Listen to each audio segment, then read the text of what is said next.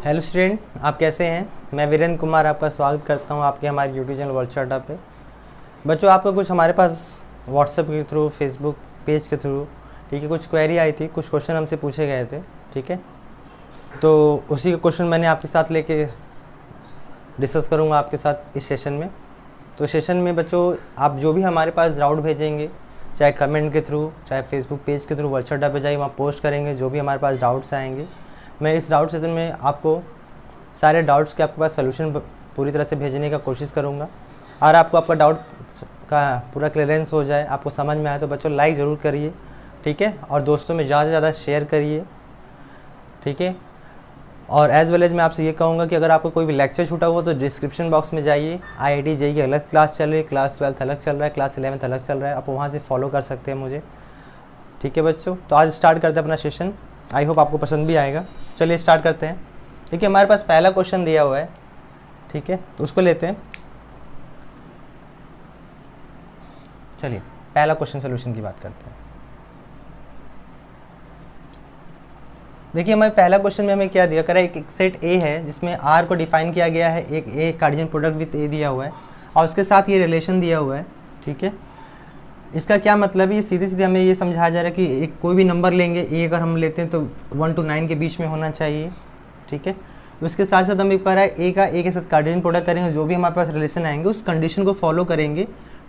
और अगर वो कंडीशन को फॉलो करेंगे तो साथ साथ हमें क्या प्रूव करना है कि R is an equivalence relation है बच्चों, ठीक है। आर को हमें इक्विवेलेंस रिलेशन दिखाना है।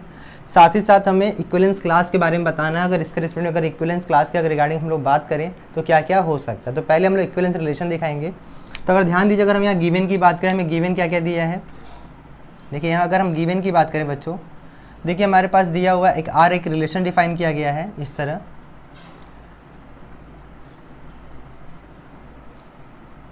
ए कामा बी हमें डिफाइन किया गया a plus d equal to B plus c दिया हुआ है, जहाँ पे लिखा गया a plus comma b c comma d belongs A cross A कहा जा रहा है, कार्डियन प्रोडक्ट विथ ए कहा जा रहा है, ठीक है। ऐसा कुछ दिया हुआ है जहाँ पे ए रिलेट कर रहा है इसको बच्चों। यहाँ पे आप एक लाइन और लिख सकते हो, चाहे तो आप ऐसा भी लिख सकते हो, a comma b related to c comma d, आप ऐसा लिख दो।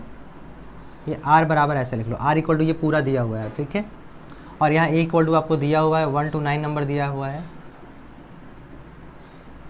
ठीक। ये आपको डिफाइन करके दिया। अगर हम रिफ्लेक्सिव की बात करें बच्चों, ठीक है, रिफ्लेक्सिव रिलेशन की बात करना चाहते हैं, ठीक है।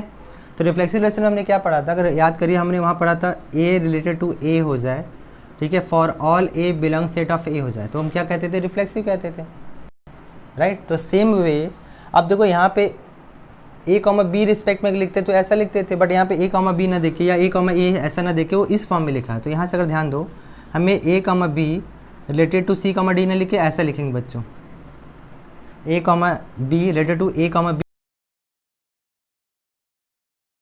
होगा। तो हम यहाँ क्या लिख सकते हैं बच्चों, हमें क्या कंडीशन दिया हुआ है, हमें यहाँ दिया गया है कि ए प्लस, अब डी की जगह देखो क्या लिखा है, डी की जगह हमारे पास लिखा है बी, यहाँ बी आ जाएगा।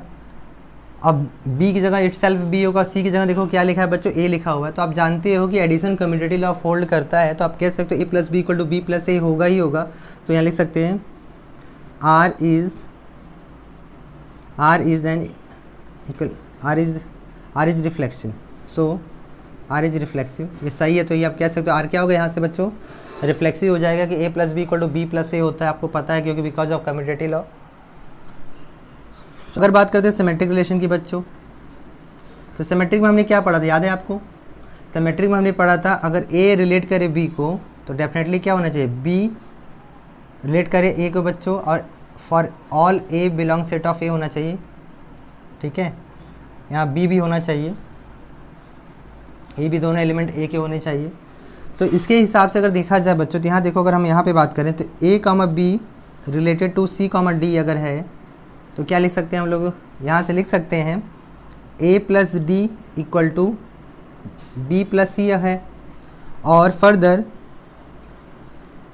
सी कामा डी रिलेटेड टू अगर ए कामा बी कर दिया जाए, अगर इसको ये फॉलो कर ले तो हम लोग क्या कर सकते हैं बताइए, सिमेट्रिक रिलेशन होगा।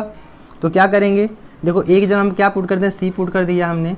बी की जगह क्या पुट करना है, डी, तो आपने यहाँ जाके डी रखना है। सी की जगह क्या पुट करना है, ए, तो आपने यहाँ ए रख दिया है बच्चों। अब बी की जगह क्या पुट करना है, देखिए डी की जगह आपको बी पुट करना है, राइट। अब अगेन कम्यूटेटर लगा तो यहाँ क्या लिख सकते हैं, बी प्लस सी लिख सकते हैं बच्चों। यहाँ ए प्लस डी लिख दिया हमने, और यहाँ से लिख सकते हैं कि a comma b related to c comma d लिख सकते हो बच्चों। तो यहाँ से कह सकते हैं कि हम लोग कि आर बी क्या होगा बच्चों, यहाँ लिख लेंगे। मैं ऊपर इरेज कर रहा हूँ, ठीक है, मैं ऊपर वाला पोर्शन इरेज कर रहा हूँ क्योंकि मैंने 2 क्वेश्चन लिखा हुआ है। तो आपको ये समझ में आ गया होगा कि मैं आगे बढ़ रहा हूँ, ठीक है। तो आप यहाँ से लिख सकते हो बच्चों कि आर क्या हो गया हमारे पास, R is a symmetric relation, ठीक है। तो आपका सिमेट्रिक रिलेशन फॉलो कर लिया बच्चों। देन बात करते हैं ट्रांजिटिव रिलेशन की, ठीक है। देखो ट्रांजिटिव रिलेशन में हमने क्या पढ़ा था, अगर आपको याद होगा, ए कामा बी हमने जो पढ़ा उसको याद कर लेते पहले। ए रिलेटेड टू बी पढ़ा था बच्चों। फर्दर हमने क्या डिस्कस किया था, बी रिलेटेड टू अगर सी हो जाए, बी रिलेटेड टू सी हो जाए, तो यहाँ से लिख सकते हैं हम लोग कि ए क्या करेगा, रिलेट करेगा सी को। For all A comma B comma C जो होना चाहिए बिलोंग्स ए होना चाहिए, ठीक है। तो सेम वे यहाँ भी हम लोग यही करने वाले हैं। जैसे यहाँ देखिए क्या गिवन है, अगर इफ़ ए कामा बी हमारे पास related to c comma d है बच्चों, तो उसके रिगार्डिंग हमने क्या लिखा है, a plus d equal to B plus c है, राइट। इसमें कोई दिक्कत नहीं है क्योंकि गिवन ही था। अगर यहाँ पे लिख दिया जाए and C comma D related to E comma F हो जाए बच्चों, क्या हो जाए, ई कामा एफ, तो देखो ए की जगह क्या पुट करना है, फिर से सी रखना है हमें, बी की जगह क्या रखना है, डी रख दिया। अब देखो सी की जगह क्या पुट करना है, ई रखना है बच्चों, और डी की जगह एफ रखना है, ठीक है। ये आपका इक्वेशन 1 हो गया, इक्वेशन 2 हो गया। Now adding equation 1 in 2, now adding equation 1 in equation 2। अगर इक्वेशन में इक्वेशन 2 को ऐड कर लिया जाए तो क्या मिलेगा, ठीक है। अगर आप ऐड करोगे बच्चों तो आपको मिलने वाला है a plus d c plus f, इधर राइट लेफ्ट हैंड साइड मिलेगा बच्चों, राइट हैंड साइड में मिलेगा आपको ऐसा मिल गया। देखो डी से डी कैंसिल हो गया बच्चों, सी से सी कैंसिल हो गया, तो आपको फर्दर क्या मिल गया, a plus f equal to B plus e मिल गया। तो यहाँ से लिख सकते हैं हम लोग, तो यहाँ से लिख सकते हैं ए कामा बी जो होगा रिलेटेड करेगा बच्चों ई कामा एफ को, ठीक है। तो यहाँ से कंक्लूजन क्या लिख देंगे, यहाँ से लिख सकते हैं आर इज ट्रांजिटिव रिलेशन। आपने आर को क्या बता दिया, ट्रांजिटिव रिलेशन होगा बच्चों, ठीक है। आर क्या हो गया आपका, ट्रांजिटिव रिलेशन हो गया। अब आर रिफ्लेक्सिव भी है, सिमेट्रिक भी है और ट्रांजिटिव भी है, तो फाइनली क्या लिख सकते हैं, hence R is an equivalence relation. R क्या हो गया बच्चों हमारे पास, आर हमारे पास इक्विवेलेंस रिलेशन हो गया। आप देख सकते हो हमने क्या क्या सॉल्व किया, रिफ्लेक्सिव आपको मैंने बता दिया, सिमेट्रिक बता दिया और ट्रांजिटिव भी आपके सामने प्रूफ कर दिया है। तो हमारे पार्ट यहाँ तक क्वेश्चन हमने सॉल्व कर लिया है यहाँ तक। अब हम लोग आगे बात करने वाले हैं इक्विवेलेंस क्लास के रिगार्डिंग बात करेंगे, ठीक है। तो इसे इरेज कर रहा हूँ मैं। देखो अगर हम लोग इक्विवेलेंस क्लास के रिगार्डिंग बात करते हैं, तो इसके रिगार्डिंग बात कर रहे हैं equivalence class of regarding of this. अगर अगेन इक्विवेलेंस क्लास हमें बात करना है,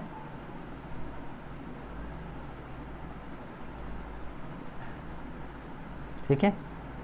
2,5 अगर रिस्पेक्ट में अगर हमें बात करना है हमें, राइट। तो जैसे आप जो आपको कंडीशन दिया था बच्चों उस पर चलो, हमें आर क्या डिफाइन करके दिया था, आर को यहाँ से इस तरह डिफाइन करेंगे हम लोग, ठीक है। नाउ आर इक्वल टू लिखेंगे इस तरह, नाउ आर इक्वल टू लिखेंगे ए कामा बी को एज इट इज रहने दीजिए, ठीक है। ए कामा बी रिलेटेड टू 2,5 ऐसे लिख लीजिए आप। तो इसके अकॉर्डिंग क्या लिख सकते हैं हम लोग, A plus 5 equal to B plus 2 हो जाएगा बच्चों, राइट। एज वेल एज आपको क्या याद रखना है कि ए कामा बी जो भी है यहाँ पे देख रहे हैं आप, या जो भी हम यहाँ 2,5 जो भी रख रहे हैं वो किसका एलिमेंट है, ए का ही एलिमेंट है बच्चों। अब एक बात बताओ, जो इस कंडीशन को होल्ड करेगा हियर, आप देख सकते हो यहाँ पे ए अगर हमारे पास +5 और बी +2 अगर दिया हुआ है, राइट। आपको ए और बी की वो सारी वैल्यू लेना है जो left hand side equal to right hand side हो जाए, ऐसा कहना है आपको। तो क्या मैं ऐसा लिख सकता हूँ यहाँ पे, यहाँ लिख सकता हूँ b इक्वल टू, मैं चाहूँ तो ऐसा लिख सकता हूँ, b को लेफ्ट रहने देता हूँ, इसको इधर शिफ्ट कर देता हूँ। तो a 5 में से 5 माइनस 2 कर दीजिए, क्या आ गया बताइए, b इक्वल टू क्या लिख सकते हैं, +3 हो गया। देखिए a और b में एक रिलेशन मिल गया, a equal to b plus 3 मिल गया, राइट। अब अपने दिमाग से सोचो हम क्या क्या ले सकते हैं। अगर हमारे पास बोला गया जो गिवन a है बच्चों, यहाँ पे गिवन a क्या था आप याद करो, 1 2 3 से लेकर अप टू 9 नंबर्स हैं, ठीक है। तो अप टू 9 नंबर में से आपको ये करना है क्या कि a की वैल्यू जो जो इसके अंदर लेना है उसके करस्पॉन्डिंग b की वैल्यू ध्यान रखना है, ठीक है। तो क्या क्या होगा चलिए देखते हैं। इफ़ a इक्वल टू अगर हम लोग ले लेते हैं 1, अगर a 1 होगा तो b कितना हो जाएगा, देखो तो 1 + 3 कितना हो गया बच्चों 4। अब 4 जो है a में बिलोंग करेगा तो इसे हम लोग ले सकते हैं। इफ़ a इक्वल टू 2 ले ले तो b कितना आ जाएगा बच्चों, 2 + 3 कितना आ जाएगा आपके पास 5 आ जाएगा, is also belongs to a होगा, सही बात है। इफ़ a इक्वल टू आप 3 लेके देखो, अगर a 3 होगा तो कितना आ जाएगा, देखो 3 + 3 हो जाएगा, कितना आ गया बच्चों 6 और बिलोंग्स टू a हो गया, ठीक है। इफ़ a इक्वल टू आपके पास 4 है तो b इक्वल टू कितना आ जाएगा, 4 + 3 कितना आ जाएगा बच्चों 7 आएगा, जिस ऑल्सो बिलोंग्स टू a हो जाएगा, ठीक है। मैं इसे क्वेश्चन इरेज कर दे रहा हूँ, ठीक, क्वेश्चन हमें समझ में आ चुका है। इफ़ a इक्वल टू 5 ले लो आप, तो हमारे पास क्या आ जाएगा, b इक्वल टू 3 + 5 हो जाएगा, सॉरी 5 + 3 हो जाएगा, कितना आ गया 8, is also belongs to a हो जाएगा बच्चों। इफ़ a इक्वल टू 6 ले लेंगे तो b कितना आ जाएगा, 6 + 3 हो जाएगा, that will be 9 belongs to a। अब जैसे इसके आगे जाओगे आप, अगर a इक्वल टू 7 ले देखो क्या आ जाएगा, देखो तो b हमारे पास आएगा 7 + 3, b इक्वल टू कितना आ जाएगा, 7 + 3 कितना आ गया 10। अब इसके आगे बिलोंग तो करेगा नहीं बच्चों, इसके आगे लेना तो कोई समझदारी के काम तो है नहीं। तो फाइनली हमारे इक्विवेलेंस क्लास अगर लिखना हो, अगर इक्विवेलेंस क्लास अगर 2 5 के रिस्पेक्ट में लिखना है तो सारे पेयर को आपको लिखना होगा जो इस कंडीशन क्या करेगा बच्चों, होल्ड किए हो। तो बताओ क्या क्या मिला है, देखो तो ए बी वो पेयर क्या रहा होगा। अगर उसकी बात करें तो ए 1 है तो बी हमारे पास कितना आया, देखो तो 1, 4 लिख सकते हैं हम लोग, राइट। जब ए 2 रहा हो तो बी कितना रहा होगा 5। अगेन फर्दर ए अगर 3 है तो बी हमारा 6 रहा है बच्चों। ए 4 है तो 7 होना चाहिए, 5 हो तो 8 होना चाहिए, 6 है तो 9 होना चाहिए, इसके आगे नहीं। तो ये हमारा इक्विवेलेंस क्लास हो गया बच्चों, ये हमारे पहले का आंसर हो गया। हमसे यही पूछा गया था, एक इक्विवेलेंस क्लास पूछा गया था, इक्विवेलेंस रिलेशन पूछा गया था और इक्विवेलेंस क्लास पूछा गया था। अगर आपको डाउट भी लगे तो इस पेयर को आप इस रिलेशन में रख के देख लो, आप लास्ट वाले रिलेशन रख के देखो, यहाँ 6 6 5 कितना हो जाएगा 11 हो जाएगा, 9 + 2 11 हो जाएगा, that will B correct. If आप पुटिंग 3, 6 3 + 5 6 हो जाएगा, 3 + 5 8 हो जाएगा, and that will B 6 + 2 8 also will be 8। तो आप देख सकते हो वो सारे रिलेशन को लेना है जो इस ए के अंदर वो सारे एलिमेंट होने चाहिए, इससे बाहर नहीं जाना चाहिए, ये भी बात आपको ध्यान रखना है, ठीक है। आई थिंक आपको ये डाउट क्लियर हो चुका होगा। ओके, तो आगे बात करते हैं। एक बच्चे ने हमसे ये डाउट पूछा था, क्वेश्चन नंबर 2 है, उसको भी देख लेते हैं हम लोग। चलिए देखते हैं। देखिए क्वेश्चन नंबर 2 जो हमारे पास दिया है वो भी बहुत अच्छा क्वेश्चन है, ये भी सीबीएसई बोर्ड में आया हुआ था, बोर्ड एग्जाम का ही क्वेश्चन है। ये कह रहा है कि लेट एफ और जी आपको गिवन है बच्चों, उसके रिगार्डिंग बात करते हैं। ये कंपोजिट फंक्शन का क्वेश्चन है। आपको देखो क्या क्या गिवन है, अगर उसकी बात करें हम लोग, गिवन है हमारे पास एक एफ और जी, 2 फंक्शन है, सर्जर फ्रॉम आर टू आर दिया हुआ है, दोनों इस तरह डिफाइन किए गए हैं।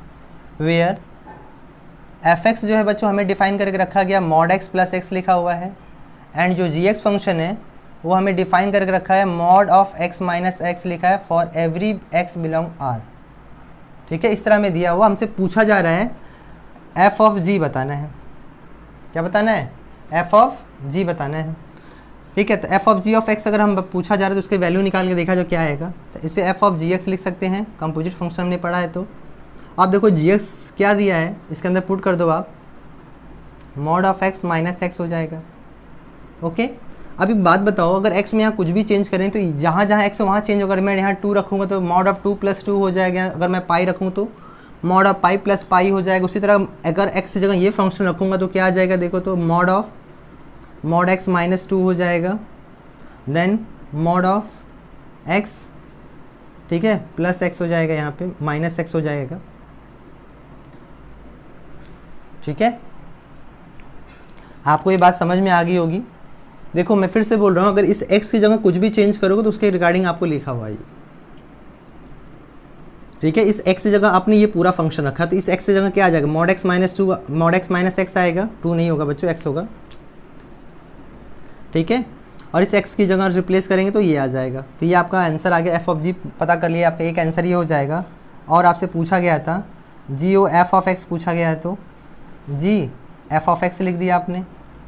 अब देखिए जी एफ एक्स है कितना बताइए, एफ एक्स अगर देखा जाए तो हमारे पास mod of x plus x है बच्चों। अगेन उसी तरह अगर इस एक्स में कुछ भी चेंजेस करें तो यहाँ चेंज होगा, सिमिलरली यहाँ चेंज करिए तो mod of mod x plus x हो जाएगा, minus of mod of x plus x हो जाएगा। तो फाइनल आंसर क्या आ जाएगा बच्चों, ये आ गया आपके पास। अब मॉड ओपन कर लीजिए, ये आ जाएगा। ठीक है, तो आई होप आपको समझ में आ गया होगा। ये आपका पहला आंसर हो गया बच्चों, ये आपका सेकंड आंसर है। आई होप आपका डाउट क्लियर हो गया होगा। और इसके आगे भी सिंप्लीफाई करना चाहें तो कर सकते हैं। एक्स बार एक्स को मॉड को पॉजिटिव लेके ओपन कर दीजिए, एक बार नेगेटिव लेके ओपन कर दीजिए। सिमिलरली यहाँ भी एक बार पॉजिटिव एक बार नेगेटिव करिए, आपको आंसर मिल जाएगा। ठीक है, अगर आगे सिंप्लीफाई करना चाहें तो, अदरवाइज यहाँ पे भी सफिशिएंट है आपका आंसर। ओके, एक क्वेश्चन और था, चलिए आगे बात करते हैं।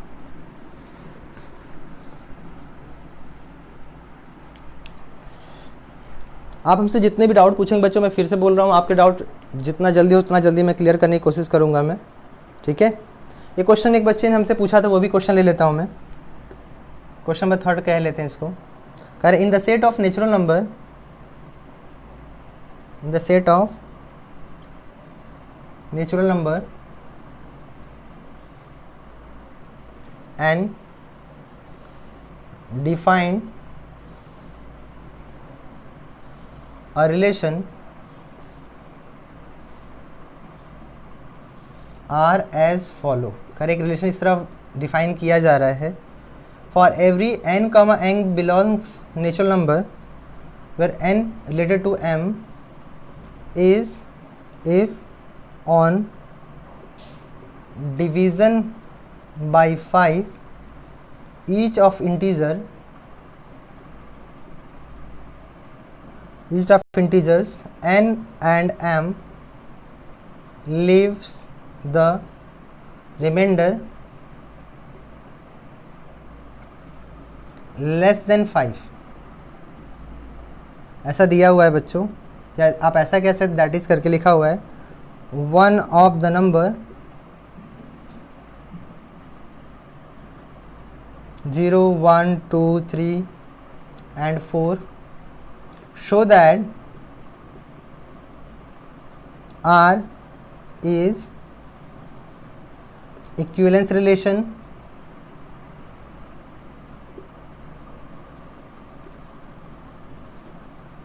also obtain the pairwise disjoint set, pairwise disjoint subset determined by R. ठीक है बच्चों, ये भी बहुत अच्छा क्वेश्चन है, इसको भी देख लेते हैं हम लोग। एक बार आप भी देख लीजिए अच्छे से, और कोई अगर आपको समझ में आ रहा तो आप भी ट्राई कर सकते हैं। एक बार सोचने में क्या जाता है, एक बार देख ही लीजिए। ठीक है, क्वेश्चन क्या कह रहे हैं पहले समझो। आप लगाने से पहले बच्चों आपको समझना बहुत जरूरी है क्वेश्चन को।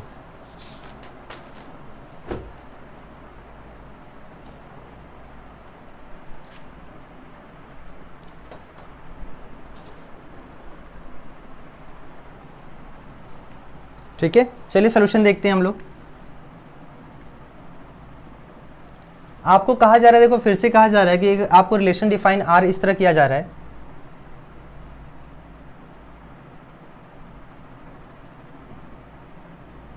n related to m। ठीक है, चलिए मैं लिख नहीं रहा हूँ, ऑलरेडी गिवन है तो मैं लिखना डायरेक्ट बात करते हैं। यहाँ पर ऑलरेडी आपको गिवन क्या क्या दिया हो, तो सबसे पहले रिफ्लेक्सिव की बात करता हूँ मैं। देखो रिफ्लेक्सिव में भी हमने क्या पढ़ा था कि a रिलेटेड टू a होगा for all a belong set of a होगा, राइट? यही ना पढ़ा था हम लोगों ने, बताइए। हम लोगों ने यही ना पढ़ा है कि a comma a related to a होगा तो for all a belongs to a हो जाए तो रिफ्लेक्सिव होगा।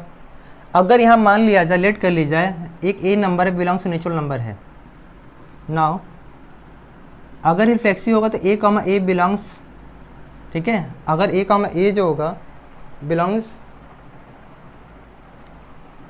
Real number for all as belongs of natural number, अगर ऐसा है तो एक बात बताओ, सिंपल से अपनी लॉजिक सोचो, अगर एक नंबर ए है, हमें क्या दिखाना है कि इससे जो नंबर है उसको डिवाइड करा जाए, लेस देन 5 हो, अगर कोई नंबर लेस देन 5 होगा तो रिमाइंडर क्या देगा बताओ?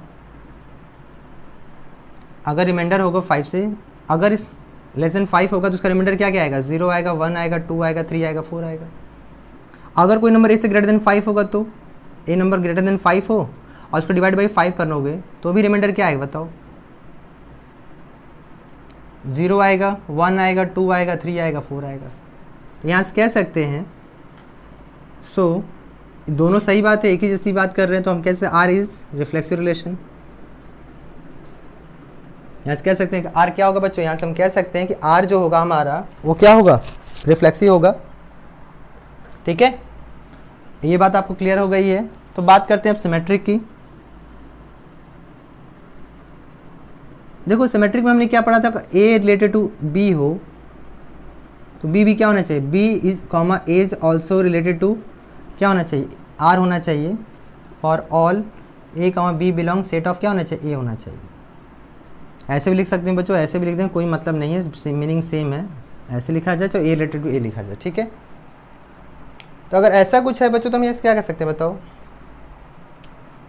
अगर बारी बारी से, अगर यहाँ देखा जाए ए को 5 से हम डिवाइड करते हैं, ए है ना 5 से डिविजिबल वाली कंडीशन की बात कर रहा है कि अगर हम सारे नंबर को m और n को रिस्पेक्टिवली अलग अलग 5 से डिवाइड करें, right, A divide by 5, remainder जो होगा बच्चों ऐसे जो भी होगा रिमाइंडर लेस देन 5 होगा, दैट विल बी 0 1 2 3 4।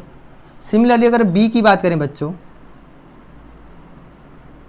अगर b को भी हम किससे डिवाइड करें? 5 से डिवाइड करें, बताइए, तो इसका भी रिमाइंडर क्या आने वाला है? इसका जो भी रिमाइंडर होगा ऑल्सो लेस देन 5 होगा। ठीक है, अगर लेस देन 5 होगा तो यहाँ से कह सकते हैं, यहाँ से कि a is also divide by 5 होगा, और यहाँ से कह सकते हैं b is also divide by 5 हो सकता है।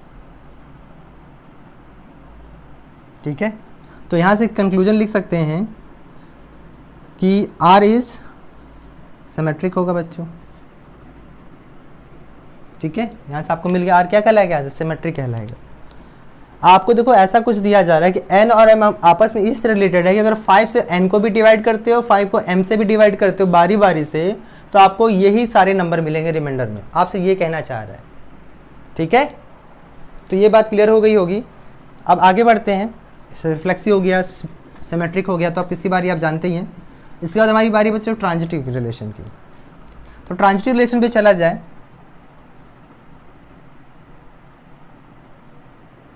तो हमने वहाँ क्या पढ़ा था? a कमा बी रिलेटेड टू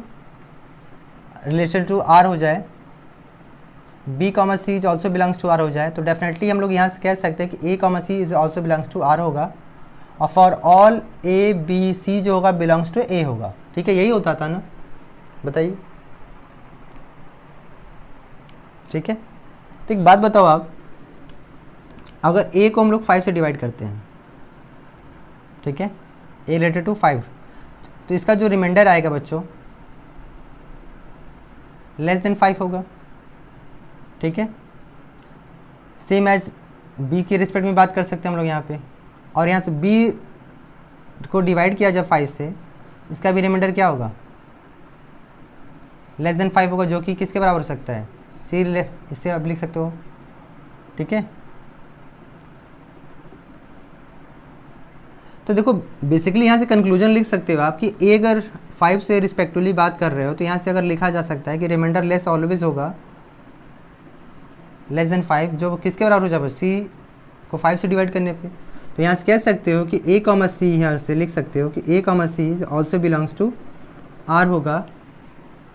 ठीक है, for a comma b comma c जो भी होगा बच्चों बिलोंग्स टू नेचुरल नंबर हो जाएगा। ठीक है, तो यहाँ से लिख सकते हैं कि r इज ट्रांजिटिव। ठीक है, आप आर को आपने क्या दिखा दिया, ट्रांजिटिव, हेंस तो आप कह सकते हो कि आर जो होगा बच्चों, R is an equivalence relation कह सकते हो।